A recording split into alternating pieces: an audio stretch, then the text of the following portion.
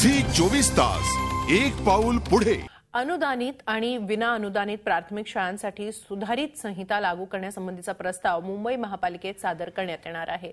या प्रस्तावामुळे प्रति तुकडी 25 विद्यार्थ्यांऐवजी 200 विद्यार्थी असलेल्या शाळांसाठी प्रति तुकडी 40 विद्यार्थी होणार आहेत। 500 पेक्षा जास्त विद्यार्थी असलेल्या शाळांसाठी एक जादा शिक्षक तर 1000 पेक्षा जास्त विद्यार्थी असलेल्या शाळांसाठी 2 जादा शिक्षकांची पदं निर्माण करण्यात येणार आहेत। त्यामुळे ज्येष्ठ शिक्षक आणि लिपिक, शिपाई ही पदं रद्द होणार आहेत। ज्या शाळा राज्य सरकारचा हा प्रस्ताव अंमलात आणतील त्याच शाळांना शासन अनुदान ग्राह्य करेल। राज्य सरकारच्या प्राथमिक शाळा संहितेमुळे मुंबईतील 1150 अनुदानित आणि विना अनुदानित शाळांतील 60% मराठी शाळा बंद होतील असा आरोप मात्र शिवसेना शिक्षक सेनेनं केलाय। राज्य सरकारचा हा प्रस्ताव मुंबई महापालिका मंजूर करणार नाही असं आश्वासन मुंबईच्या महापौरांनी मुंबईतल्या शिक्षकांना दिलंय।